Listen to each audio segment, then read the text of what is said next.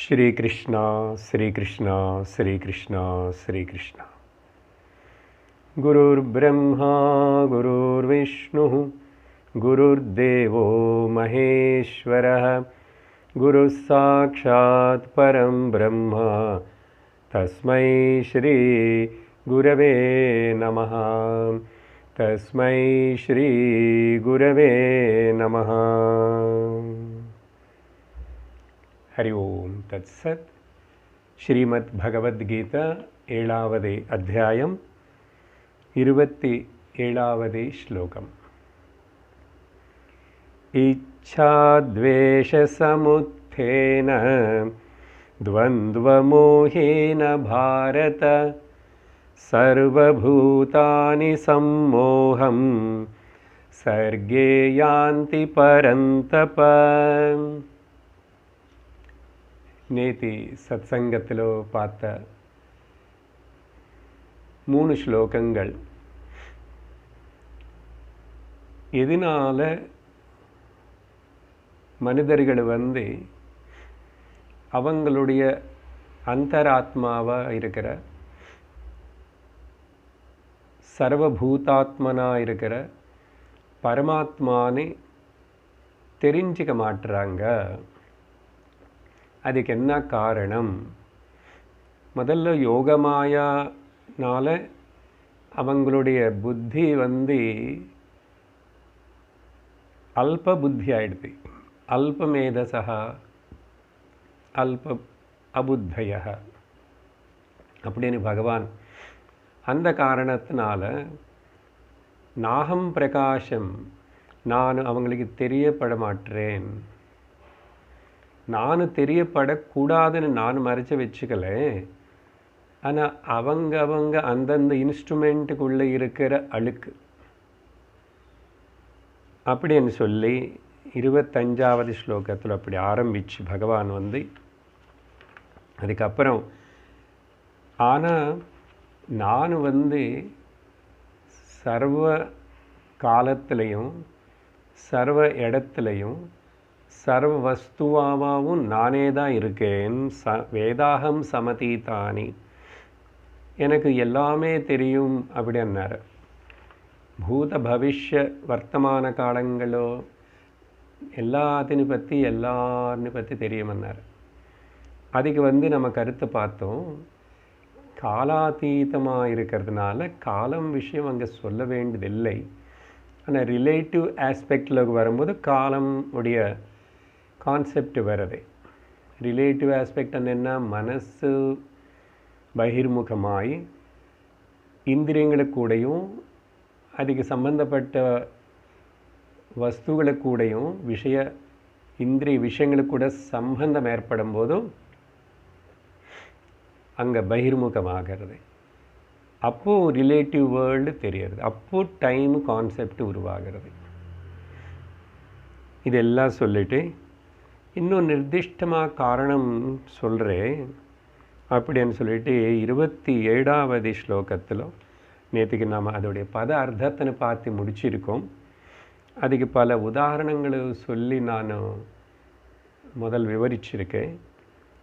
ஆனால் இதில் சங்கரருடைய பாஷ்யத்தில் சில முக்கியமாக இந்த ద్వంద్వ మోహమన్నా என்ன అనేది, இச்சாத்வேஷ சமுத்தமன்னா என்ன అనేది விவரிக்கிறார். அது கொஞ்சம் பார்த்துட்டு நம்ம இன்றைக்கி அடுத்த ஸ்லோகத்துக்கு போகிறோம்.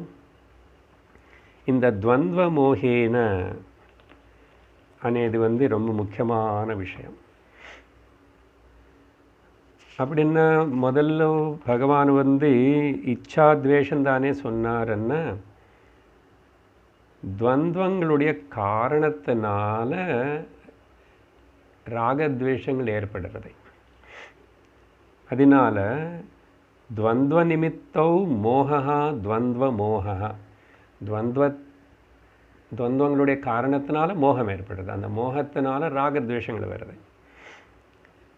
தௌ ஏதே இச்சாத்வேஷா சீதோஷ்ணவத் பரஸ்பர விருத்தௌ சுகதுக்க தத்ஹேது விஷயௌ யதா காலம் சர்வபூதைஹி அப்படின்னு விஸ்தாரமாக பகவான் சொல்கிறார். துவந்த்வ சப்தத்துக்கு அர்த்தம் என்னன்னா சீதம் உஷ்ணம், அப்புறம் சுகமோ துக்கமோ, லாபம் நஷ்டம், ஜெயம் அபஜயம், இந்த pairs of complementaries, pairs of ஆப்போசிட்னு சொல்கிறதுக்கு பதிலாக பெயர்ஸ் ஆஃப் காம்ப்ளிமெண்ட்ரிஸ்ன்னு சொல்கிறது ரொம்ப பொருத்தமாக இருக்கும். ஏன்னா ஒன்றுக்கு ஒன்று அது காம்ப்ளிமெண்ட்ரியாக ஒட்டி ஒட்டி மாறி மாறி காணப்படும், ஏற்படும்.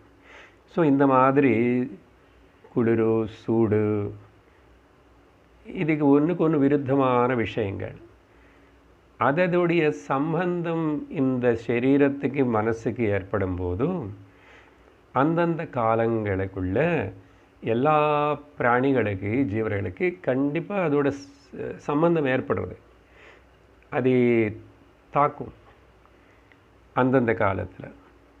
அப்படிப்பட்ட அந்த பெயர்ஸ் ஆஃப் காம்ப்ளிமெண்ட்ரிக்கு பேர் தான் துவந்தம் அப்படின்னு சொல்லப்படுறது அப்படின்றார். ஆனால் இதனால் என்ன ஆகும்? அது அப்படியே இருந்து வந்து தாக்குறதுன்னா இல்லை, அதுக்கு மனசு ரியாக்ட் ஆகும். மனசில் அதோட எஃபெக்ட் என்ன கொடுக்குமன்னா கவுண்டர் எஃபெக்ட் வந்து தத்ர யதா இச்சா துவேஷௌ சுகதுக்க தத்ஹேது சம்பிராப்தியா லப்தாத்மகௌ பவதः ததா. அதுக்கப்புறம் அந்த சம்பந்தத்தினால, துவந்தவங்கள் கூட சம்பந்தத்தினால மனசுக்குள்ள இச்சா துவேஷம், இச்சன்னா என்ன, துவேஷம்னா என்ன?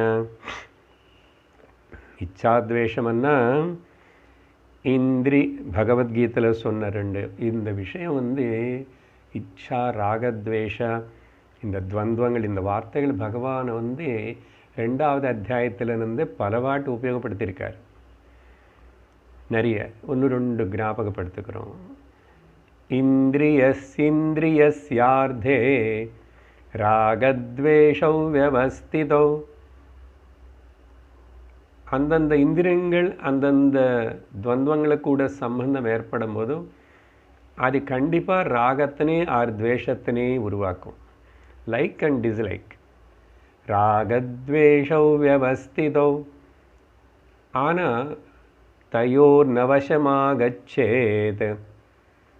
ஆனால் அந்த சுகதுக்கங்களுக்கு முக்கியத்துவம் கொடுத்துட்டு, அதனால் துவந்தங்களுக்கு முக்கியத்துவம் கொடுத்துட்டு ராகத்தினோ துவேஷத்தினோ காட்டாது வளர்த்துக்காது.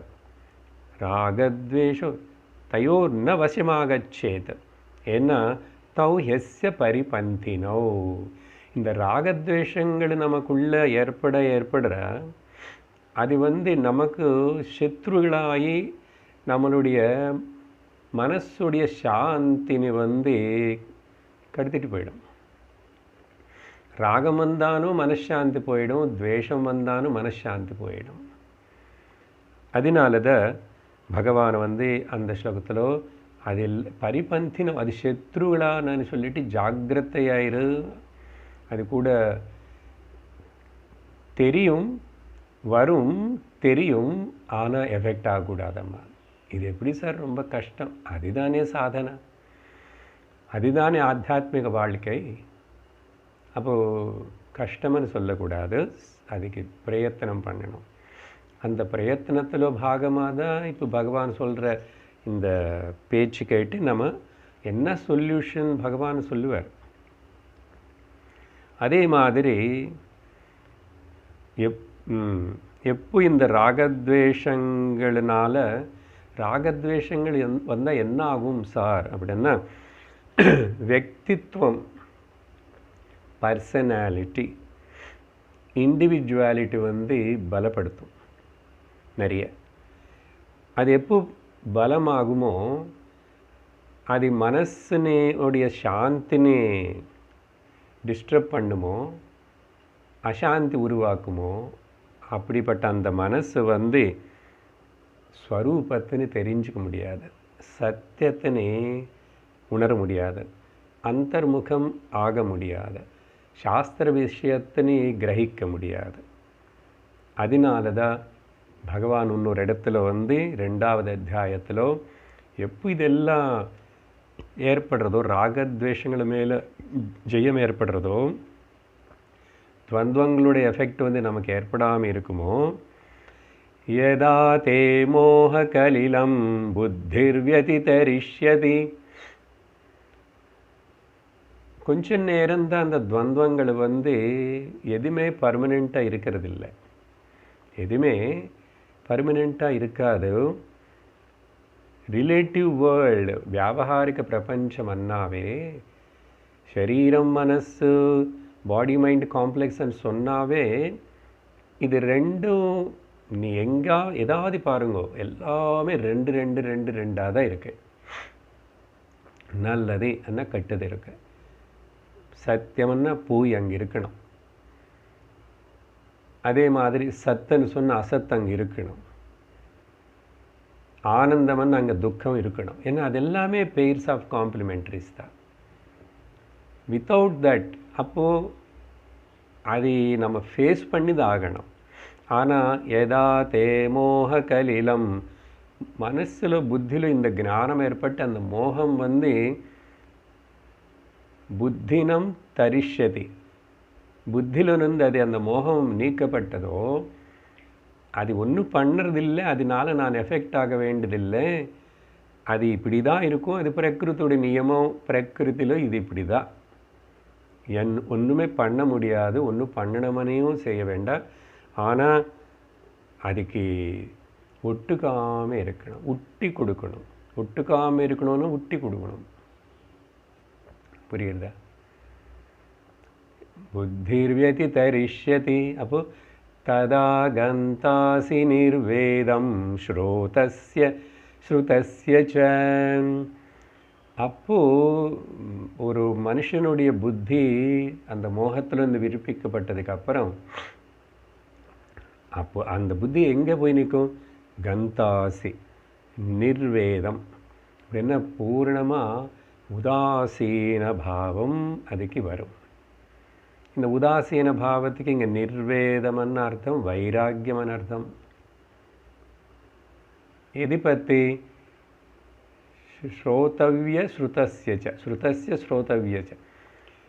இங்கே ஸ்ருதன்னு அர்த்தம் வந்து கேட்டது எல்லாமே, அப்புறம் கேட்டு முடிஞ்சது எல்லாமே, எல்லாத்தையும் பற்றி அர்த்தம். அங்கே அது வந்து வேத விஷயங்கள், பூர்வம் உத்தரம், சப்தங்களுக்கு நம்ம அதீதமாக போயிடுவோம். சப்தங்களே சாஸ்திரத்தனே கூட விட்டுட்டு கடந்து போகிற நிலை இருக்கு. சரி, இங்கே எப்படி புரிஞ்சுக்கணும்னா, ஸ்ரோதவ்ய ஸ்ருதஸ்யன்னா எல்லா இந்திரியங்கள்னால பார்த்து முடித்ததையும் பார்க்கறனது ஒரே வார்த்தை உபயோகப்படுத்த வேண்டியிருக்கு. அனுபவப்பட்டு முடிஞ்சு போனதையும் அனுபவப்பட்டு இருக்கிறதையும், என்ன அனுபவம்னு சொல்லணும்னா 5 புலங்களை பற்றி சொல்லணும்னா அப்படி தான் சொல்லணும். என்ன 5 புலங்களுக்கு சப்த அனுபவம், ஸ்பர்ஷ அனுபவம், அப்புறம் கிராண அனுபவம், ரூப அனுபவம், இப்படி ருச்சி அனுபவம். ஸோ நடந்து போன அனுபவங்கள் எல்லாம், நடந்து கொண்டிருக்கிற அனுபவங்கள் எல்லாம், நடக்க போகிற அனுபவங்கள் எல்லாம், எதுவுமே முக்கியத்துவம் கிடையாது. எல்லாமே வியாபகாரிக சத்தியம், ரிலேட்டிவ் வேர்ல்டு. ரிலேட்டிவ் வியாபகாரிகம் என்ன? எது பாரமார்த்திக நித்திய சத்தியம் கிடையாது. அப்போ நித்திய சத்தியம் ஆகாத, பாரமார்த்திகம் ஆகாத விஷயத்தினை பற்றி கவலைப்படலாமோ? அப்போது இது 2 விஷயங்கள் இப்படி சொன்னதுக்கு பிறகு என்ன சொல்கிறாருன்னா, சர்வபூதானாம் பிரஜ்ஞாயாக ஸ்வவசாபாதத்வாரேண ஸ்வவசாபாதானதாரேண பரமார்த்த தத்துவ விஷய ஞானோத்பத்தி பிரதிபந்த காரணம் மோகம் ஜனயத. எப்போ ஒரு மனுஷனை வந்து இந்த ராகத்வேஷங்கள் துவந்துவங்களினால மோகம் ஏற்பட்டு, மோகத்தினால ராகத்வேஷங்கள் ஏற்பட்டு, ராகத்வேஷங்களினாக்கி முக்கியத்துவம் கொடுத்துட்டு அதுலேயே இருந்துக்கிட்டு ரியாக்டிங் ஆகிற ஸ்வபாவமே வளர்த்துட்டு இருந்தால் என்ன சொல்கிறாரு, பரமார்த்தம தத்துவம்னு ஸ்வரூப ஞானத்தினை தெரிஞ்சுக்கிறதுக்கு வேண்டிய விசேஷ அந்த அந்த பிரக்ஞை, அந்த பிரக்ஞை ஏற்படாமல் பிரதிபந்தம் ஆகும் இந்த மோகம். அதனால இன்னும் கூட நிறைய விவரிக்கிறாரு பகவான் சங்கரர். நாம் இப்போ அது கொஞ்சம் அதிலிருந்து வெளியில் வந்து கன்க்ளூட் பண்ணுறோம். அப்படின்னா இப்போது என்ன சொன்னோம், ஸ்வரூபத்தினை உணர்த்துக்கு அவகாசமே இருக்காது. சத்தியம் என்னன்னு பார்க்காம மித்யா வியாவகாரிக அனித்தியத்தினதே பார்த்துட்ருக்குறோம். அப்போது என்ன பண்ணணும், இந்த ராகத்வேஷங்களுடைய இன்ஃப்ளூயன்ஸ் வந்து நம்ம மேலே விடாமல் இருக்கணும். நம்ம மேலே என்ன, மனசு மேலே விடாமல் இருக்கணும். இதுக்கு பேர் தான் சாதனை, இதுக்கு பேர் தான் ஆத்தியாத்மிக பயிற்சி. இதுதான் கோல் கூட அடைய வேண்டிய, சாதிக்க வேண்டியது. மனசு வந்து ராகத்வேஷங்களுடைய துவந்தங்களுடைய எஃபெக்ட் இன்ஃப்ளூயன்ஸுக்கு கீழே வரக்கூடாது. நம்ம மேலே நம்ம மேலே அந்த இன்ஃப்ளூயன்ஸ் இருக்கக்கூடாது. அதனால் எதனால் அப்படி, அப்போதான் என்னாகும், மனசில் எப்போ அதெல்லாம் நீக்க, அதுக்கு மனசு அதுக்கு எஃபெக்ட் ஆகாமல் இருக்கின்றதோ நம்ம வந்து we have reached our self. அப்போதான் என்னுடைய ஸ்வரூபம் என்னன்னேது தெரியப்படுறது. we have reached to our self directly, அபரோக்ஷமாக. ஏன்னா மனசு எப்போ அந்த ரியாக்ஷன்லேருந்து வெளியே வருதோ, மனசு தன்னை தான் பார்த்துக்கணும்னு பிரயத்தனம் பண்ணும். அசல் மனசு என்ன, ராகம் என்ன, துவேஷம் என்ன, யாருக்கு வருது என்னன்னு இப்படி விசாரணை தொடங்கும். அப்போது விசாரிக்கும்போது மனசனேதே ஒன்றும் இல்லை, இது ஒரு கல்பனை தான், இருக்கிறது நானு தான். அந்த நானு வந்து சுத்த முக்த ஸ்வரூபமான புத்த முக்தமான நான். அதனால் இது எதனால் ஏற்படும், அப்போது என்ன ஆயிடுச்சுன்னா அர்த்தம், ஆக்சுவலி நம்ம வந்து ரொம்ப அப்சல்யூட்லி வி பிகம் சப்ஜெக்டிவ். நடுவில் இங்கிலீஷ் பதங்கள் உபயோகப்படுத்த வேண்டி வருது. அப்போது பூர்ணமாக நம்ம வந்து சப்ஜெக்ட் ஓரியன்ட் ஆகிடுறோம். இந்த மனசு, துவந்தங்கள், ராகமோ துவேஷமோ உலகமோ எல்லாமே ஸ்ரோதவ்யச ஸ்ருதஸ்யஜ கந்தாசி தாண்டிட்டோம், மொத்தத்தினை விட்டு கொடுத்துட்டோம். அப்போது என்ன ஆயிடுச்சு, நான் டோட்டல் ஐ பிகம் சப்ஜெக்டிவ். இந்த ஆப்ஜெக்டிவ் வேர்ல்டு எல்லாத்தையும், இதெல்லாம் ஆப்ஜெக்டிவ் வேர்ல்டு தான்.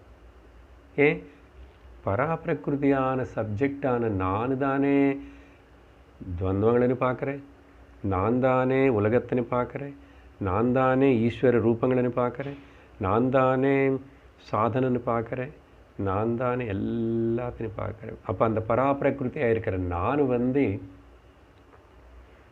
சப்ஜெக்ட். இந்த சப்ஜெக்ட் வந்து அப்சல்யூட்லி சப்ஜெக்டிவ். இதில் மனசு கிளம்பி திரும்பி கேள்வி அனுப்புறதுக்கு ஒரு வாய்ப்பு இல்லை. ஏன்னா மனசே நிஷப்தமாயிடுது, சாந்தமாயிடுது. இது நடக்கலைன்னு வச்சுக்கோங்க, இது நடக்கலைன்னு என்னாகும், we lose our peace of mind and we live in pieces அப்படின்வார் Swamiji. நம்முடைய மனசுடைய சாந்தி இழந்து போயிட்டோம். நம்முடைய மனசு வந்து சாந்திக்கு பதிலாக துண்டு துண்டாக ஃப்ராக்மெண்டடாக மனசு பறக்கிறது, டைவர்சிட்டி ஆகுது, டிஸ்ட்ராக்ஷன் ஆகிறது. எப்போ அந்த டிஸ்ட்ராக்ஷன் ஆகும்போது நேச்சுரல்லி அதுக்கு பின்னோக்கி பார்க்கறதுக்கு அந்த ஸ்பீடு குறைஞ்சி நில்லு, எதுக்கு ஓடுறேன், எதுக்காக ஓடுறேன், எங்கே ஓடுறேன்,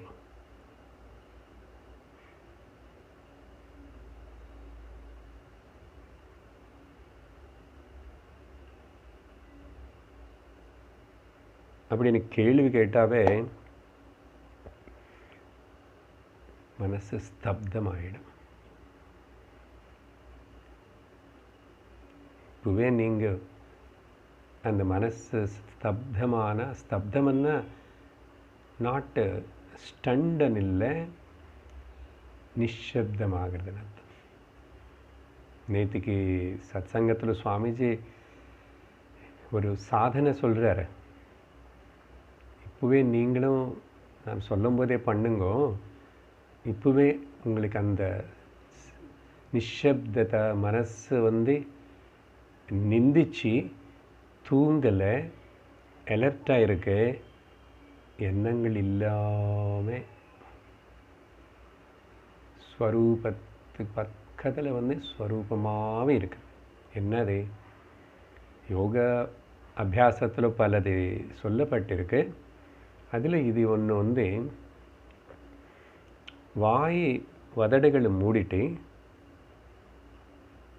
அப்படின்னா பல்லு சேர்த்து வைக்காமல், பொதுவாக பிரமரி அந்த பிராணாயாமம் பண்ணும்போது நான் நிறைய வாட்டி சொல்லவே இல்லை, இந்த வைப்ரேஷன் நிறைய எக்கோ வரணும்னா பல்லு கடித்து அப்படி வச்சுக்கூடாது, வதடுகள் மட்டும் சேர்த்து வாய் மூடி இருக்கணும்.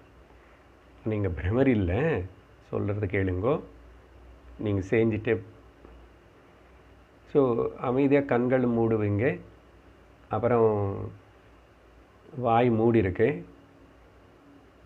ஆனால் உள்ள பல்லு ஒன்றுக்கு ஒன்று தொடாமல் வாய் உள்ளே திறந்துருக்குங்க. அது மட்டும் இல்லை, வாய்க்குள்ளே நாக்கு இருக்கே, இந்த நாக்கு வந்து கீழே பாகத்திலும் போய் படுத்தக்கூடாது, மேலே பாகம் போயும் தொடக்கூடாது. அப்பர் பேலட் ஆர் லோயர் பேலட்டில் தொடாமல் நாக்குன்னு அந்த நடுவில் இருக்கிற ஸ்பேஸ், வாய்க்குள்ளே இருக்கிற அந்த நடுவில் ஸ்பேஸில் அப்படியே கொஞ்சம் நேரம், ஒரு இப்போதைக்கு ஒரு 20 செகண்ட்ஸ் கூட போதும், பண்ணி பாருங்க.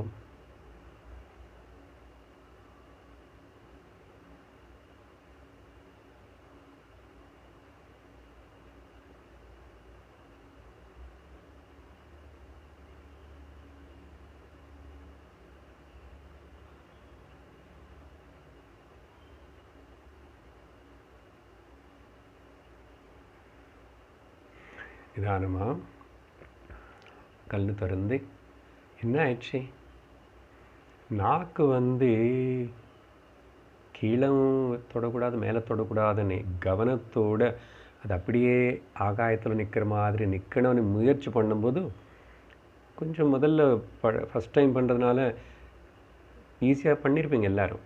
ஆனால் என்ன ஆயிடுச்சு, அந்த கவனம் வந்து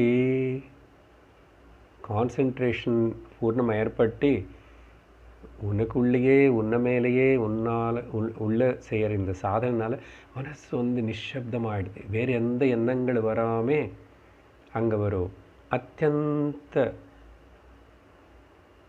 நிஷப்தம். அது கவனிக்கிறோமா, கவனிக்கும்போது சாட்சியாக இருக்கிறது நானே, மனசு ஓடலேனே, அந்த நிச்சல ஸ்திதி அனுபவம். அப்பப்போ இது இந்த மாதிரி சில சின்ன சின்ன டெக்னிக்ஸ் நமக்கே தெரியும். மனசு எப்போ வந்து ரொம்ப எண்ணங்களோட வித் ஸோ மெனி தாட்ஸ் அது வந்து ரொம்ப பறக்கிறது, நம்ம பிரயத்தனம் இல்லாமல் அது பாட்டுக்கு அது தாட்ஸ் வந்து எண்ணங்கள் வந்து ஒரு கஷ் மாதிரி, கஷ்ன்னா வெள்ளம் மாதிரி வரும். எதுக்கு வருமோ ஏன் வருமோ எது வருமோ தெரியாது. அப்படின்னு நமக்கு கவனிக்கும் போதெல்லாம் இதுக்கு மொத்தம் என்னென்ன விஷயம் கவனமாயிரு கவனி. Living with alertness is called spiritual Sadhana. So அதனால் பீஸ் ஆஃப் மைண்ட், என்ன விஷயம் பேசுகிறோம் அது மறக்கக்கூடாது. என்னமோ யோகா அபியாசம் பண்ணுறீங்கன்னு நினச்சிக்காதுங்க, இந்த சப்ஜெக்டுக்கு தகுந்த மாதிரி. ஸோ இப்போது இந்த மாதிரி இருக்கிற மனசு தான் இல்லை சாதாரணமாக இருக்கிற ரொம்ப டிஸ்ட்ராக்டடாக இருக்கிற ரொம்ப பறக்கிற ராகத்வேஷங்கள் எப்போ பார்த்தா ஏதோ நடக்கிறது, உடனே ரியாக்ட் ஆகிறது, உடனே லைக் ஆர் டிஸ்லைக் உடைய வாசனை உருவாக்குகிறது. அங்கே லைக் அண்ட் டிஸ்லைக்கு ஏற்படாமல் இருக்காது.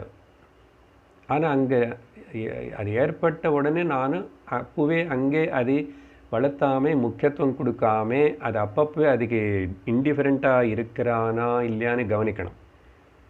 இப்போது திடீர்னு ரொம்ப குளிர் ஆரம்பிச்சது, மழை பெஞ்சது, குளிர்ந்த போது சரீரம் உடனே அதுக்கு ரியாக்ட் ஆகும். ஆமாம், என்ன துவந்தங்கள்னு அதுதானே. ஆனால் மனசு என்ன ஆகிறது, குளிரும்போது போத்துக்கோ, ஸ்வெட்டர் போட்டுக்கோ, தப்பு கிடையாது. ஆனால் மனசு என்ன சொல்கிறது, மனசில் ஏதாவது காமெண்ட்ஸு ரியாக்ஷன் அது வராமல் பார்த்துக்கணும். அதுதான் பகவான் இங்கே சொல்கிறாரு. ஸோ இந்த மாதிரி இல்லைன்னா என்னாகும், அந்த அசாந்தமாக இருக்கிற டிஸ்ட்ராக்டடாக இருக்கிற மைண்டு ஒருக்காகமும் அதுக்கு ஸ்வரூபத்தினே சிந்திச்சு விசாரணை பண்ண முடியாது, வேதாந்த விசாரணை பண்ண முடியாது. அது it cannot rest in the self, it cannot find the self. First of all ட்ரூத்துனே தெரிஞ்சுக்க முடியாது, டிஸ்கவர் பண்ண முடியாது. அதுக்கு பிறகு இப்போது இன்னைக்கு 28வது ஸ்லோகம் படிக்கிறோம். येषां त्वन्तगतं पापं जनानां पुण्यकर्मणां ते द्वन्द्वमोहनिर्मुक्ताः भजन्ते मां दृढव्रताः. 27வது ஸ்லோகத்தில் கொடுத்த பிக்சர், இந்த துவந்த மோகங்களினால ராகத்வேஷங்களுக்கு அடிமையானவன் என்னாச்சு, அதனால் என்ன தெரிஞ்சிக்க முடியாது. அது ஆரம்பத்திலேருந்து பிறக்கும்போதே இருக்கிறது. அது இப்போ ஒருத்தனும் உணர்ந்து மாற்றணும். அந்த பழக்கத்தினை, பிறப்பிலேயே இருக்கிற அந்த பழக்கத்தினை ஸ்வபாவம், அது ஸ்வபாவம் అనేది நம்ம கிரியேட் பண்ணுறது பை தொடர்ந்து பல நாள் ப்ராக்டிஸ் அபியாசத்தினால பழக்கத்தினால அது ஸ்வபாவம் ஆயிடுது. ஆமாம், நம்ம அதுக்கு முக்கியத்துவம் கொடுத்துட்டே இருக்குது. இந்த ஸ்வபாவம் என்ன ஸ்வரூபத்தினி உணர்த்துக்கு உதவியாக இருக்கா, தடயமாக இருக்கா, கேள்வி வரணும். இதுதான் விசாரணை. ஓ, அப்போது என்னோட ஸ்வபாவம் அப்படிதான் அப்படின்னு சொல்லி விடுறதில்லை. சாஸ்திரம், குரு, பகவான் நம்ம ஸ்வபாவம் எப்படி இருந்தால் நம்ம பிஹெச்எஸ் வேல்யூ ரொம்ப நாள் ஆச்சு, பீஸ், ஹாப்பினஸ், செக்யூரிட்டி நமக்குள்ளதாக இருக்குன்னு கவனிச்சுக்கிறோமோ அது பூர்ணமாக நமக்கு கிடைக்குமோ. ஸோ அதுக்கு தகுந்த மாதிரி என்னோடய ஸ்வபாவம் எனக்கு உதவியாக இருக்கணும். ஸோ எல்லோருக்கும் எல்லாரும் இருக்கும்போது அஜ்ஞானத்தில் பிறக்கிறாங்க, மோகத்தில் தான் பிறக்கிறான்னு சொல்கிறார் பகவான். அப்போது அப்படின்னு விட்டுடுவோமா என்ன? அப்படி விடுறதுக்குன்னு உனக்கு எதுக்கு அறிவு கொடுத்து நான் மனுஷ சரீரம் கொடுத்தேன்? விடுறதுக்கு இல்லை, பண்ணு. அப்போது ஸோ ஒரு சைடு அது சொல்லி, இப்போ இங்கே அதுக்கு கான்ட்ரா பிக்சர் எப்பவுமே சாஸ்திரத்தில், கீதையிலையாவது பல இடத்துல கூட முதல் கொஞ்சம் ஸ்லோகம் முன்னாடி துஷ்கிருத்தினஹான்னு பற்றி சொல்லி சுக்ருத்தினஹா, ரெண்டு கான்ட்ராஸ்ட். ஒரு பக்கம் நெகட்டிவ் சைடு சொல்லி அப்புறம் உடனே பாசிட்டிவ் சைடு சொல்லணும். அப்போ தான் நம்ம பார்ப்போம், தெரிஞ்சுக்கிறோம். ஸோ இந்த பிரக்ரியனாது கான்ட்ரா பிக்சர் கொடுக்கறது. ஸோ இப்போ வந்து அந்த துவந்த மோகங்களால் இப்படியான ஒருத்தனை வந்து இப்படி ஆகிடுனா அவனை தெரிஞ்சுக்க முடியல. அப்போ எல்லோருடைய கதி அப்படி தானா? எல்லோரும் கதி அப்படியே இருந்த எதுக்கு பகவத்கீதை படிக்கணும்? எதுக்கு பகவானே நீ சொல்கிற பேச்சு கேட்கணும்? இல்லை, சில பேர் இருக்காங்க, now this side positive side பாரு அப்படின்னு இந்த கான்ட்ரா பிக்சர் வச்சு சொல்கிற பிரக்ரியனை பகவான் கிருஷ்ணர் கூட கீதத்தில் பல வாட்டு உபயோகப்படுத்திட்டார். பிரஷ்னோபனிஷத்து நம்ம பிரஷ்னோபனிஷத்து நம்ம படிக்கலை, ஆனால் அங்கே சாதாரணமாக உபனிஷத்துலேயே இந்த கர்மத்தின்னு செய்கிற கர்மி வந்து கோஸ் டு தி தட்சிணாயன மார்க்கம், உபாசகனை வந்து கோஸ் டு உத்தராயண மார்க்கம்னு 2 பிக்சர்ஸ் நமக்கு கிளியராக காட்டும். இது அப்போது நம்ம தெரிஞ்சுக்கணும் எது நமக்கு ஹிதம். ஸோ இந்த கிளியர் பிக்சர் இருக்கிறதுனால தான் கான்ட்ராஸ்ட்டு பார்த்தா தான் எது நமக்கு ஹிதம்னு நம்ம தேர்ந்தெடுத்துக்கணும். அது நம்ம தான் பண்ணணும். அதனால தான் என்ன சொல்லுவோம், செல்ஃபோனில் எல்லாமே யூடியூப் எங்கே போனால் கூட எல்லாமே இருக்கும். அங்கே நல்லது இருக்கும், கெட்டது இருக்கும். நல்ல மியூசிக் இருக்கும், கெட்ட மியூசிக் இருக்கும். அதனால் அது ஏன் இருக்கேன்னு நீ சொல்லக்கூடாது. நல்ல மியூசிக், கெட்ட மியூசிக், நல்ல விஷயம், கெட்ட விஷயம் అనేది అది సహజం. అది தான் பிரகிருதி நியத்தைன்னு சொல்லியிருக்கோம் இல்லையா? அதுக்கப்புறம் நீ ஏன் அங்கே இருக்குன்னு கேட்கக்கூடாது. நீ உன்னுடைய புத்தி விசக்ஷனை உபயோகப்படுத்திட்டு நான் எது பார்க்கணும், எது செலக்ட் பண்ணிக்கணும், எது கேட்கணும் அப்படின்னு முடிவு நம்ம தான் பண்ணணும். சரியா? அதனால் அப்போது நமக்கு நம்ம ஹிதம் என்னான்னு தெரியும். உதாரணத்துக்கு நல்ல விஷயங்கள் என்னன்னு இது எல்லாருக்கும் தெரியும். தர்மம் அண்ணா என்னது கூட துரியோதனன் சொன்னாருன்னு சொன்னால் நான் முந்தானேத்தை தெரியாமல் யாருமே இல்லை. எது ஹிதம் எது நல்லதுன்னு தெரியாத மனுஷன் யாருமே இல்லை. அவனுக்கு படித்தானும் படிக்கலைன்னா கூட தர்மம், சத்தியம், மனசு நிம்மதினது எல்லாருக்கும் தெரியும். ஆனால் தெரியாத மாதிரி ஏமாந்து போய் பிரயத்தனம் பண்ணாமல் வில் பவர் உபயோகப்படுத்தாமல் நிறைய பேர் ஏமாந்து போகிறாங்க. இதுக்கு உதாரணம் நல்லதுன்னு தெரிஞ்சு அப்போ பண்ணணும் இல்லையா? சத்சங்கம் முக்கியம். பகவத்கீதை இது பாருங்க, பகவத்கீதை எத்தனை பேர் தெரியல. நீங்கள் நம்மளுக்குள்ளே கூட சின்சியராக கேட்டு எல்லாத்தினையும் இது கேட்கும்போதே பகவத்கீதை புஸ்தகம் பக்கத்தில் வச்சுக்கிட்டு ஸ்லோகங்கள் எல்லாத்தையும் கவனிச்சுக்கிட்டு முக்கியமான பாயிண்ட்ஸ்னு எல்லாம் நோட் பண்ணிக்கிட்டு அப்புறம் முடித்து கேட்டதுக்கப்புறம் என்னதான் இதில் சொல்லப்பட்டது, என்னதான் நான் புரிஞ்சுக்கிட்டேன், என்னதான் என் வாழ்க்கையில் நான் இன்னும் எனக்குள்ள மாற்றம் கொண்டு வரணும், எங்கே சரி பண்ணணும் அப்படின்னு சிந்திக்கிறோமா? ஏதோ கேஷுவலாக மைண்டுக்கு கொஞ்சம் டைவர்ஷன் வேணும், போர் அடிக்குது, பயம் அடிக்கிறது, காற்று அடிக்கிறது, அதனால அப்படி கேட்குறோமா? இல்லை, சின்சியாரிட்டி இஸ் ரொம்ப, you must be sincere up to the core in spirituality. பாஹ்ய லோகத்தில் எப்படி இருந்தானோ அதெல்லாம் அப்படி தான். பட் ஸ்பிரிச்சுவல் லைஃப்பில் வந்து because spiritual life it is about you. லோகத்தினை ஏமாத்துறது, உலகத்தினை ஏமாத்துறது இது அதுக்கு சம்பந்தம் இல்லை.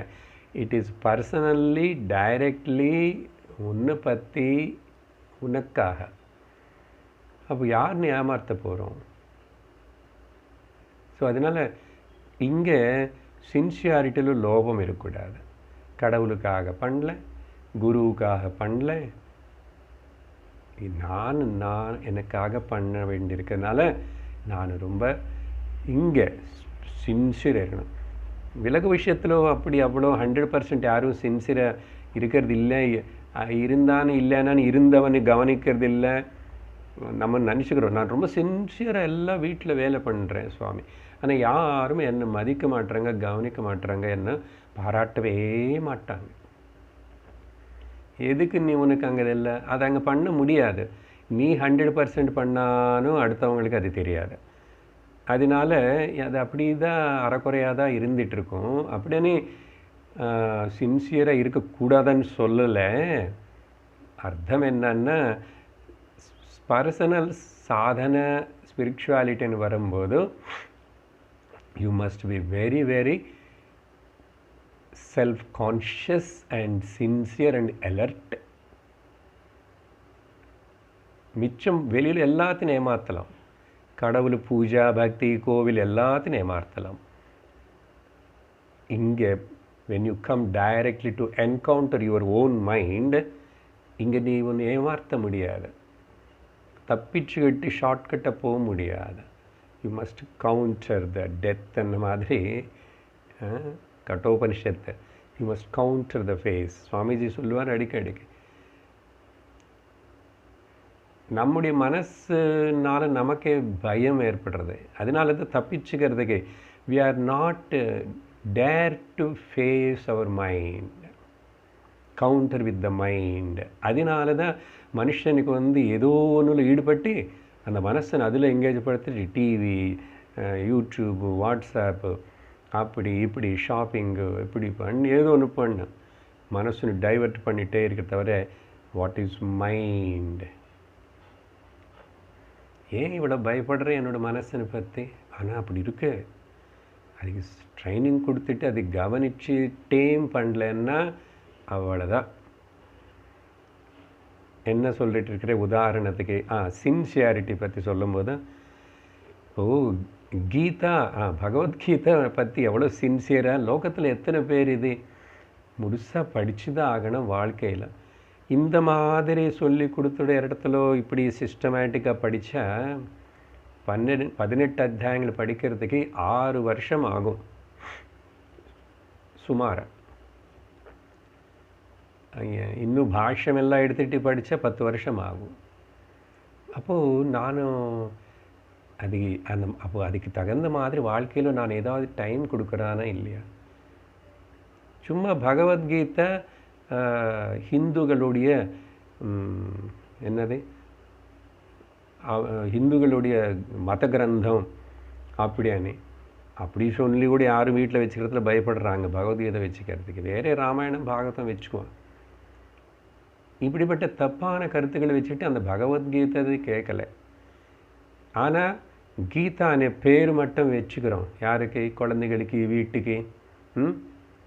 கீதா, ஜெயகீதா, கீதாஞ்சலி, கீதா நிலையம், கீதா ஸ்ருதி, ராககீதா, என்னென்னமோ பேர். அதெல்லாத்துக்கு விரும்புகிறோம். அப்புறம் கிருஷ்ணன் பேர் அதையும் விரும்புகிறோம். குழந்தைக்கு வச்சுக்கிறோம், வீட்டுக்கு வச்சுக்கிறோம், பல பிஸ்னஸ் கம்பெனிக்கு பேர் வச்சுக்கிறோம், கிருஷ்ண பேர் வச்சுக்கிறோம் எல்லாத்துக்கும். அப்புறம் அவருடைய கோவிலுக்கு போகிறோம், பெருமாளின் பேர்லையோ விஷ்ணுவின் பேர்லையோ. அவர் பிறந்த நாளில் வந்த கிருஷ்ண ஜெயந்தி முறுக்கு பண்ணுறோம், சீடை பண்ணுறோம், இத்தனை பண்ணுறோம். ஆனால் அந்த ஸ்ரீகிருஷ்ண பரமாத்மா சொல்லி கொடுத்த பகவத்கீதை பகவானால் சொல்லப்பட்ட பாடப்பட்ட அவர் வாயாலே அமிர்த வாக்கியங்கள். இது கேட்கணும், படிக்கணும்னா நம்மளா கேட்கணும், படிக்கணும்னா ஓகே. ஏன் அந்த ஆசை வர மாட்டேங்க தானே?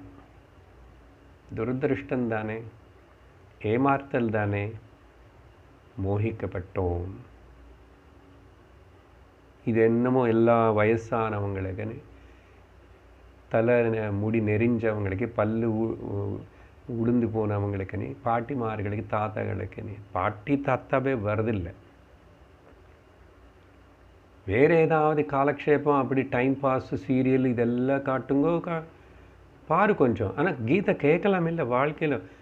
எப்படி தான் ஞானம் வரும்? இதுக்கு மேலே சுலபமாக எப்படி இந்த மனுஷனுக்கு உன்னத்துக்காக அவனுடைய ஆத்தியாத்மிக வளர்ச்சிக்கு தானே மனுஷ சரீரம், மனுஷ ஜன்மானி தெரிஞ்சுக்கிட்டு ஸோ இந்த மாதிரி ஏமாந்து போகக்கூடாது.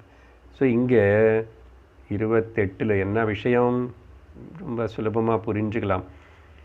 28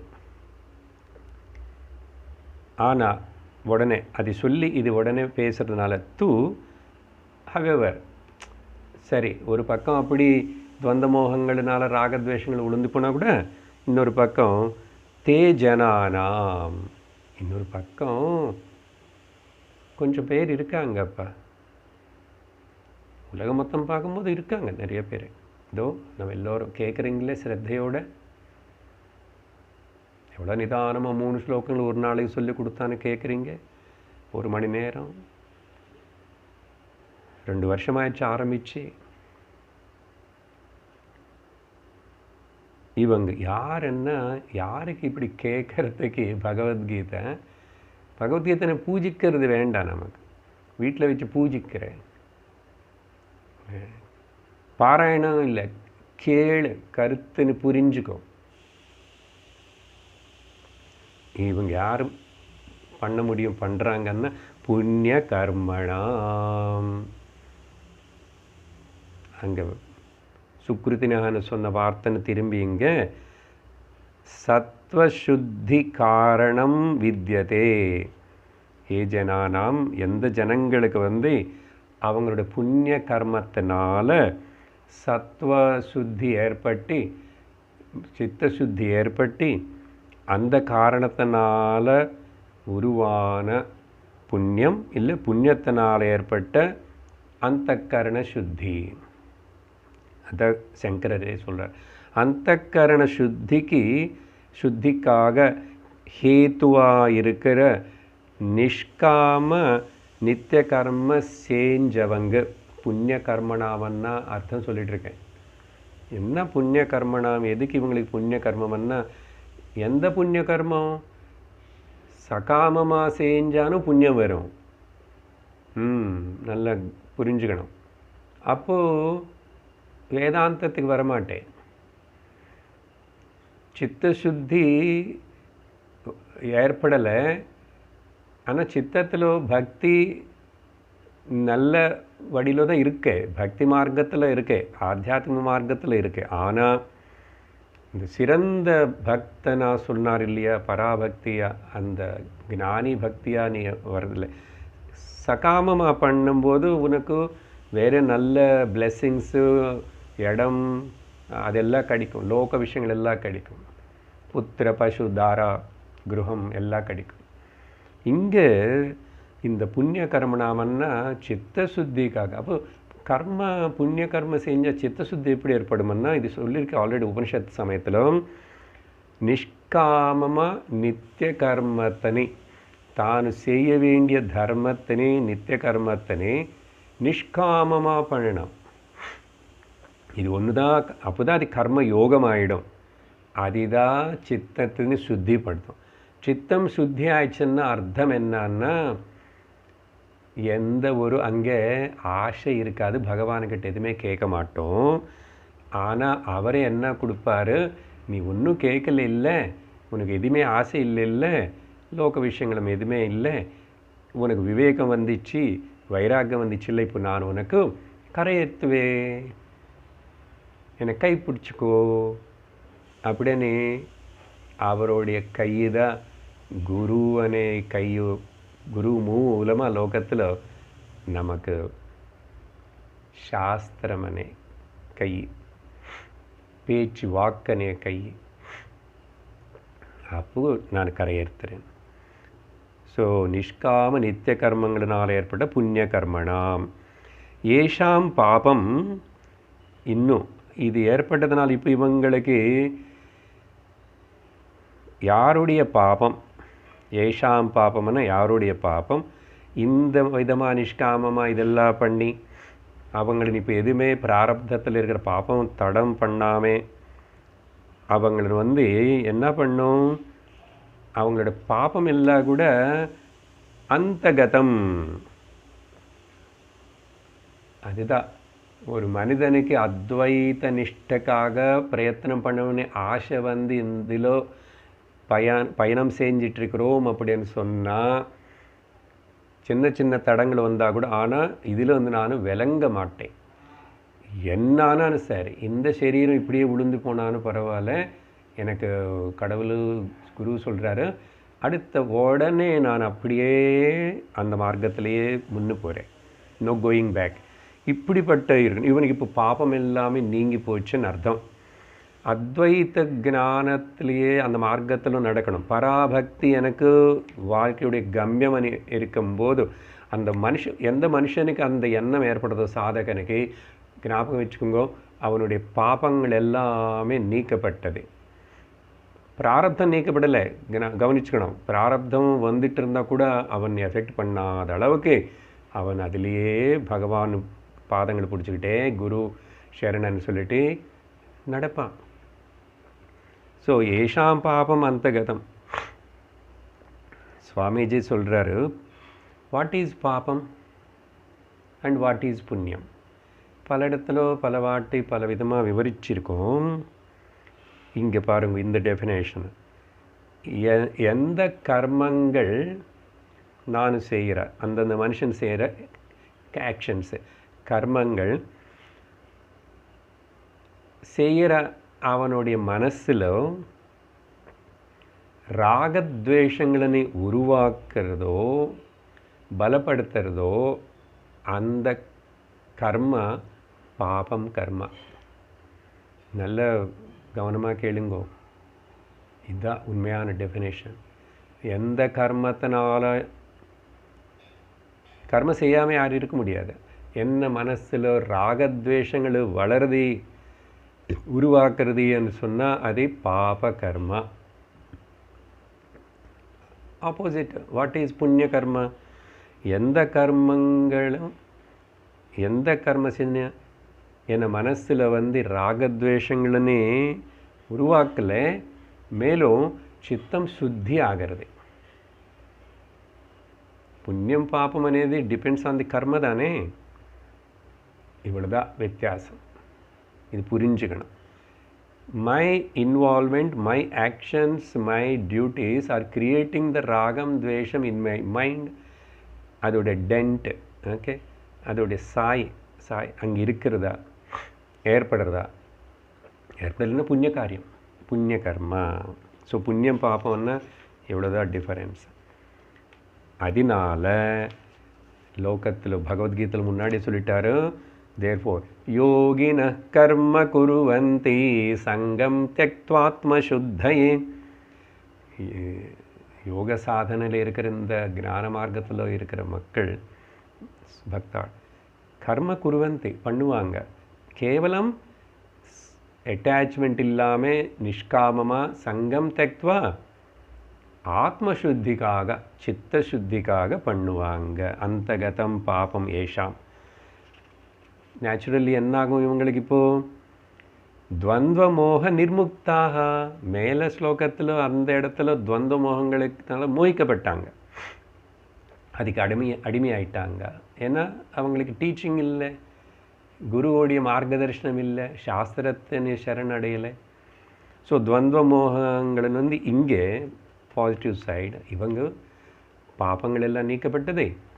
அதுக்கப்புறம் புண்ணிய கர்மங்கள் எல்லாம் செஞ்சதுனால சித்தம் சுத்தி, ஞான நிஷ்டைக்கு ஞான பிராப்திக்கு தயாராக இருக்கா, ஆசை ஏற்பட்டது. குருன்னு பிரசாதிச்சார் கடவுள், சாஸ்திரமில் இன்ட்ரெஸ்ட் வந்துச்சு சத் சங்கத்தில். அப்போ என்ன பண்ணுவான்? ஸோ துவந்த மோகங்கள் நேச்சுரலாக இவங்களை ஒன்றும் பண்ணுறதில்லை. அப்புறம் க்ஷீணமாயிடுது. துவந்த மோகங்கள்லேருந்து நிர்முக்தமாகிறதுனா என்ன சார்ன்னா, சுவாமிஜி ரொம்ப சுலபமாக சொல்லுவார். என்னென்னா, இருக்கிறது இருக்கிறபடி பார்க்கணும். Seeing the things as they R. அவ்வளோதான். இது ஒரு சின்ன ஸ்டேட்மெண்ட்டு தான். இது நம்ம பல வருஷங்கள் மறுபடியும் நிதித்தியாசனம் சிந்திக்க வேண்டிய விசாரிக்க வேண்டிய statement. Seeing the things as they are, இதுதான் கரெக்டான பார்வை.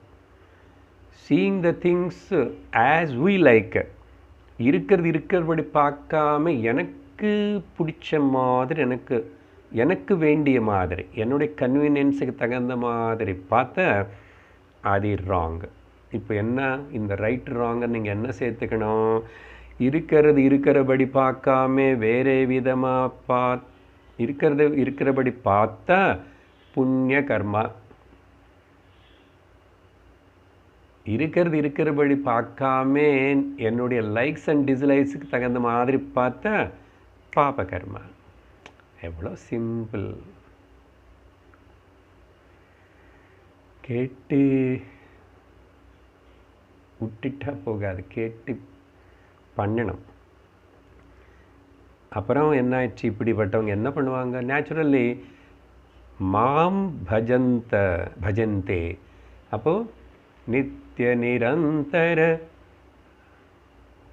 நித்தியம் நிரந்தரம் இந்த பகவத் சிந்தனா ஆத்ம சிந்தனா, பகவத் சிந்தனையே ஆத்ம சிந்தனை, ஆத்ம சிந்தனையே பகவத் சிந்தனை. அப்படியே அதில் பஜந்தே மாம். எப்படி பஜந்தே? திருடவ்ரதாக, வித் ஃபர்ம் ரிசால்வ். சரியா? பரமார்த்த தத்துவமேதா அந்தராத்மாவா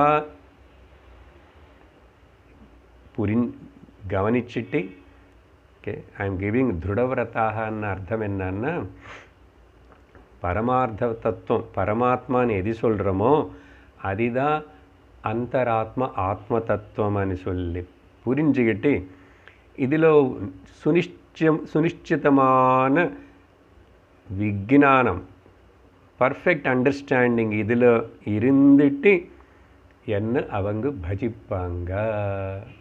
திருடவ்ரதத்தோட மாம் பஜந்தே துவந்துவமோக நிர்முக்தாக அந்தகத பாபம்.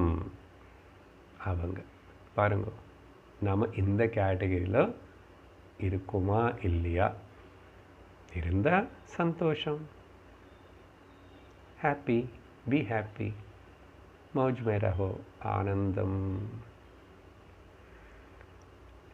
அடுத்தது சரி, அங்கே பகவத்கீதையில் கோட் பண்ணி இப்படிப்பட்ட இந்த மக்கள் எதுக்கு பஜிக்கணும்? இவங்களுக்கு ஒரு ஆசையும் இல்லை, எதுவுமே கேட்க போகிறது இல்லை. அப்போ எதுக்கு பஜிக்கிறாங்க? அங்கே ஒரு ஸ்லோகத்தில் சங்கம் தெக்தோ ஆத்மசுத்தையேன்னு சொல்லிட்டோம். ஆத்மசுத்தி, சித்தசுத்தி ஏற்பட்டுச்சு. குரு கேட்டு வந்தாச்சு, பகவத்கீதை கேட்டாச்சு, எல்லாம் கேட்டுட்டு எல்லாம் ஆயிடுது. கேட்கும்போது எதுக்கு இவங்க இன்னும் கூட என்ன ஸ்மரிச்சுட்டே பஜிச்சுட்டே இருப்பாங்க? என்ன மேலே ஆதாரப்பட்டு இருப்பாங்க, என்ன பாதங்களே சாருங்க. பக்தி பாயிண்ட், பக்தி எலிமெண்ட்டு பின்னாடி வச்சுக்கிட்டு தான் இந்த வேதாந்தம் நம்ம பேசுகிறோம். ஏன்னா இந்த ஷட்கம் பக்தி ஃபவுண்டேஷன். புரிய? அதனால் அந்த பக்தி வார்த்தை உபயோகப்படுத்திட்டோம் அடிக்கடிக்கு. என்ன அது பஜந்தே மாமன்னா அங்கே தனியாக ஒருத்தர் பகவான் நிற்கிறாருன்னு தானே அர்த்தம். அப்போ பரமாத்மான்னு இருக்க, இங்கே நான் ஆத்மான்னு இருக்க, இது ரெண்டு இன்னும் இருக்குது. பூர்ண ஞான நிஷ்டை ஏற்பட்டு ஐக்கியம் ஏற்படுற வரைக்கும் திருடவிரதத்தோடு பண்ணுறாங்க. எதுக்கு இப்படி அவங்க என்ன விரும்பி என்ன பஜிக்கிறாங்கன்னு உனக்கு ஒரு வேளை சந்தேகம் வந்தால் அர்ஜுனா, நான் சொல்கிறேன் பார். 29, 30 ரெண்டுமே கண்டினியூஷனாக படித்தா பகவான் 7 விஷயங்கள்னு சொல்கிறாரு. ஜரா மரண மோக்ஷாய மாமாஸ்ரித்ய யதந்தியே தே பிரம்ம தத்விது கிருத்ஸ்னம் அத்யாத்மம் கர்ம சாகிலம் சாதிபூதாதி தெய்வம் மாம் சாதி யக்ஞம் ச யே விதுஹு பிரயாணகாலேபி ச மாம் தே விதுர்யுக்தசேதசஹ.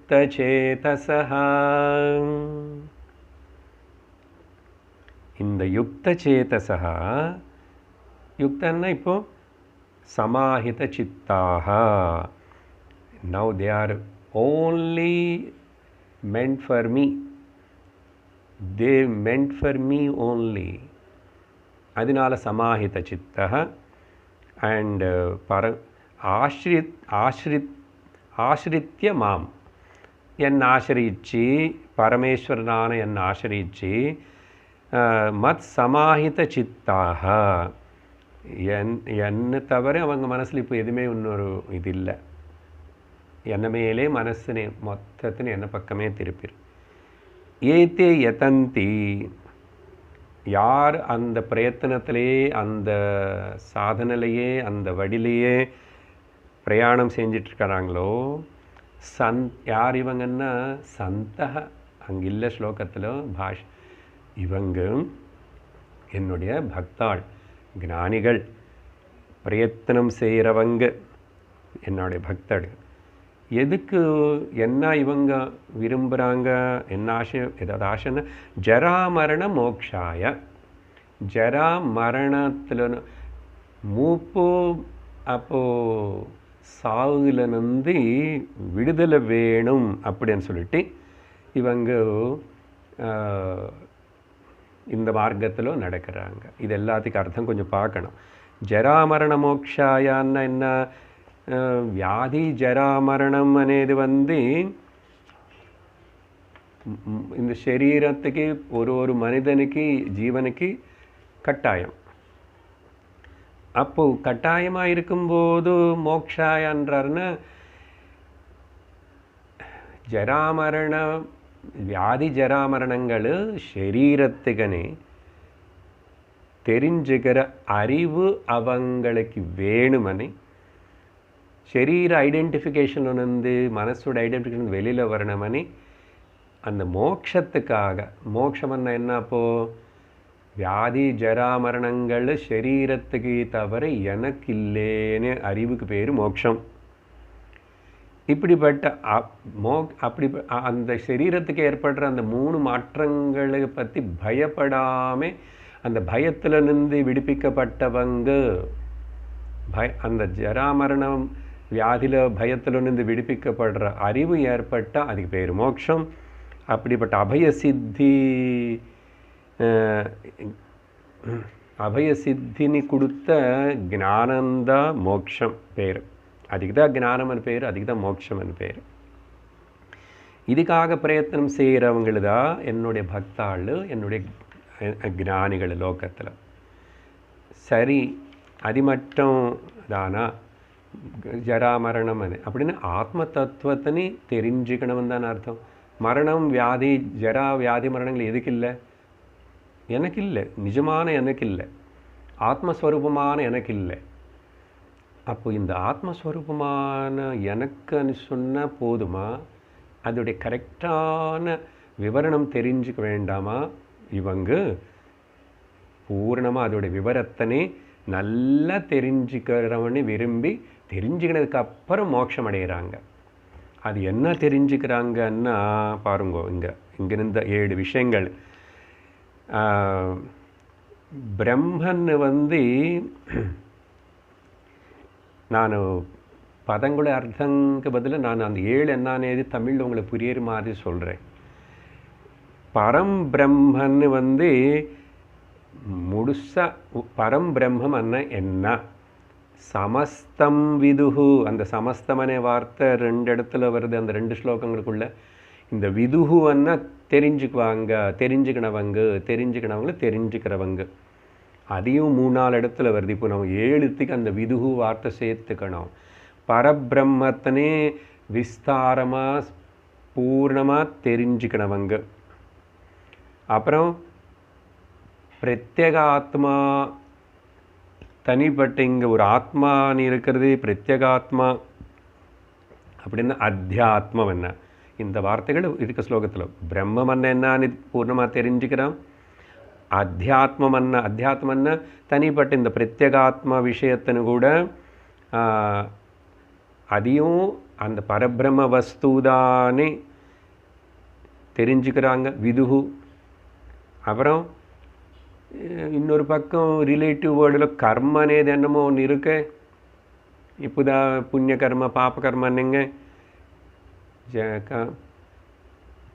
புண்ணிய கர்மனாமன்னு சொன்னார் பகவான்.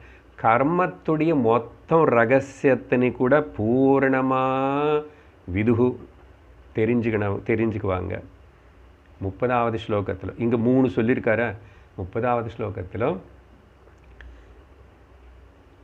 எல்லா பிராணிகளையும் ஜீவிக்கிற மாதிரி செய்கிற அதிஷ்டானமாக இருக்கிற அதிபூதம் என்னன்னு தெரிஞ்சுக்குவாங்க. அதிபூதம் அந்த டெக்னிக்கல் வேர்ட்ஸ் அங்கே யூஸ் பண்ணது. அர்த்தம் என்ன? பிராண சமுதாயம் மொத்தத்துக்கு என்ன அது ஆதாரமாக இருக்கிற அந்த பூதம் என்ன? அதிபூதம். அதனை ஒழுங்காக கரெக்டாக விதுகு தெரிஞ்சுக்கணுமணி. 5வது எல்லா தேவதைகளும் பல வகையான சக்திகள் இருக்குன்னாங்க. அந்த தேவதைகள் தான் இந்த இந்திரியங்களுக்கு பின்னாடி இருக்கான்னாங்க. அப்புறம் அது அப்படியே இருக்கிற அதி தெய்வம் என்ன? அதிபூதம் என்னன்னு தெரிஞ்சுக்கிட்டாங்க. அதி தெய்வம் என்ன? அதையும் சமஸ்தம் கரெக்டாக அவதிபத்தியும் விதுகு தெரிஞ்சுக்கிறாங்க. 5 ஆயிடுச்சு. 6 கர்மத்தினு யக்னமாக பண்ணணும். வாழ்க்கையே ஒரு யக்னபாவத்தோடு பண்ணணும். அனி 4வது அத்தியாயத்தில் அவ்வளவு சொன்னார் பகவான். யக்னஸ்வரூப பகவான் வராக சுவாமி அப்படின்னு யக்னம் அப்படின்னு ஓகே. பிரம்மார்ப்பணம், பிரம்மவி, யக்னம் எல்லாமே. The whole life is a process of யக்னன்னு. சரி, எப்படியோ அந்த உபாசனை, ஆராதனை, பூஜை ஏதாவது யக்னத்துக்கு அதிஷ்டானமாக இருக்கிற என்னென்ன பகவான் சொல்லிக்கிறார். என்ன அதியக்னம். இந்த யக்னத்துக்கு அதிபதி யார்? எதுக்காக இந்த யக்னம் செய்கிறது?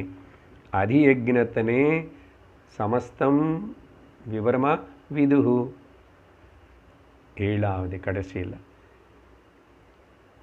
ஜெயரா, அது ரொம்ப முக்கியம். பிரயாண காலே பிச்சமாம். இதுதான் ஒரு பெரிய ஹைலைட் டாபிக் ஆக போகிறது. அப்புறம் மரண சமயத்தில் கூட இந்த சரீரத்தினை விட்டுட்டு போகிற சமயத்தில் கூட ஏகாகிர சித்தத்தோட இந்த பாவத்தோட பிரம்மஸ்வரூபமான என்ன அதிதெய்வம், அதியக்னம், அதிபூதம், அத்தியாத்மம், பரபிரம்மமாக இருக்கிற என்னே நினச்சிக்கிட்டு அப்படின்னா ஆத்ம சிந்தனையிலேயே இருந்துட்டு சரீரத்தினை விடுவாங்க.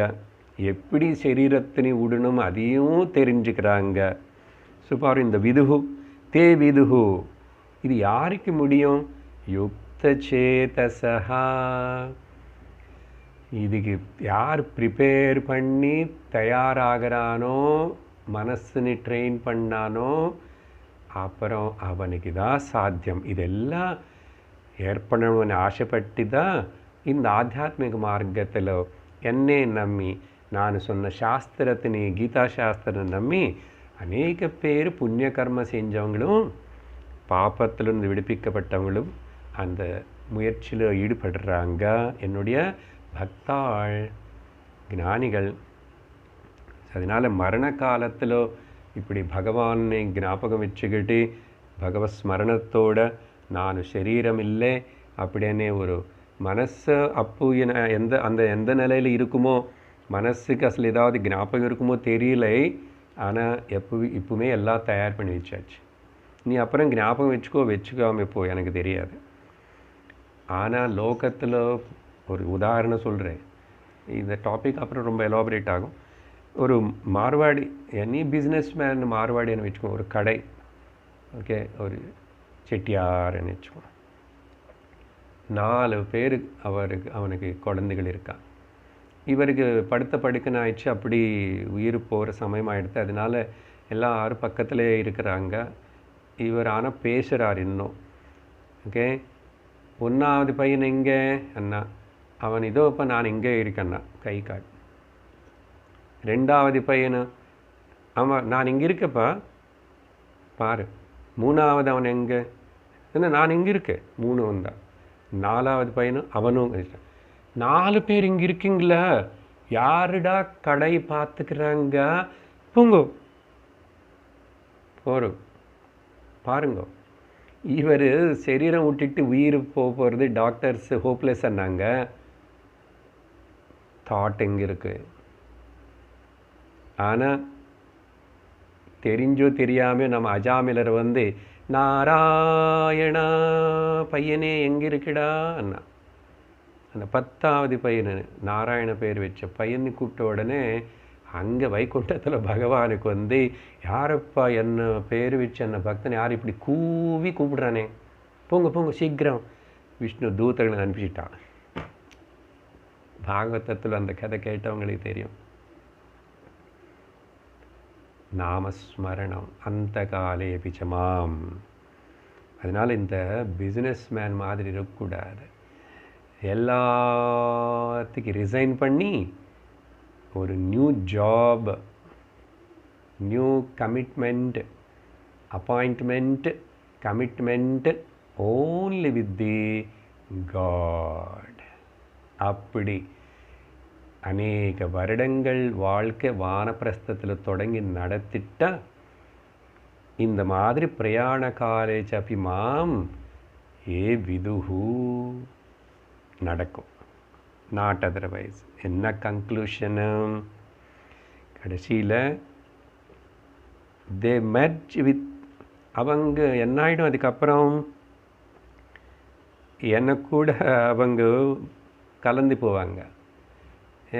என்னே நினச்சிட்டு வந்தாங்க, எனக்காகவே வாழ்ந்தாங்க. அப்போ எங்கே போவாங்க? கிட்ட தான் வருவாங்க, நானும் அவங்க ஒன்றாயிடுறோம். ஸோ அதுதான் கன்க்ளூஷனு. சரீரம் விட்டுனதுக்கப்புறம் தே மெர்ஜ் பேக் வித் மீ, எனக்குள்ளே வந்து அனந்தத்திலோ ஆனந்தத்திலோ ஒன்றா இருப்பாங்க, ஒன்றாயிடுவாங்க. ஸோ இந்த அப்சல்யூட் கூட அனந்தத்து கூட ஒன்றாய் கலந்து போகிறதுக்கு பேர் தான் சரீரம் இருக்கும்போது ஜீவன் முக்தி. பகவான் சொன்ன மாதிரி சரீரம் விட்டதுக்கப்புறம் இனிமேல் சரீரமே வராது, இல்லை, விவேக முக்தி. இப்படி அழகாக பகவான் வந்து நல்ல விஷயங்களை சொல்லி நமக்கு ஒரு வழிகாட்டிட்டார். இந்த கடைசியில் யூஸ் பண்ண இந்த ஸ்லோகங்களுக்குள்ள சொன்ன இந்த 6-7 சப்தங்கள் வந்து டெக்னிக்கல் டேர்ம்ஸ். அதனால் இந்த டெக்னிக்கல் டேர்ம்ஸ் யூஸ் பண்ண உடனே அர்ஜுனன் கொஞ்சம் உஷாராயிட்டாங்க. என்ன திடீர்னு அதியக்னம், அதிபூதம், அதிதைவம், அத்தியாத்மம் இப்படிலாம் என்ன பகவான் என்னென்ன சொல்கிறேன், இருங்கோ அப்படின்னு அவன் கொஞ்சம் பச்சை தண்ணி வச்சு கண்ணில் கடிகிட்டு ஃப்ரெஷ்ஷாக சொல்லு, வாட் யூ மீன் பை அதிபூதம், அதியக்னம், அடுத்த அத்தியாயம்ல அர்ஜுனனுடைய கேள்வியோடு அது எல்லாமே ஆரம்பிச்சுக்கப்பட்டு அக்ஷர பரபிரம்ம யோகம் అనేది பகவான் 8வது அத்தியாயம் அப்படி தொடங்குவார். நாளைக்கு நம்ம வந்து இந்த 7வது அத்தியாயத்துக்கு சாராம்சத்தை பார்த்து தான் அப்புறம் 8வது அத்தியாயம் எப்போ தொடங்கணும் అనేది அந்த பகவான் முடிவு பண்ணிட்டோம் சொல்கிறோம். ஓம் பூர்ணமத பூர்ணமிதம் பூர்ணாத் பூர்ணமுதச்யதே பூர்ணஸ்ய பூர்ணமாதாய பூர்ணமேவாவசிஷ்யதே. ஓம் சாந்தி சாந்தி சாந்தி. ஹரி ஓம் ஸ்ரீ குருப்யோ நமः. ஹரி ஓம். ஹரி ஓம் தத்சத்.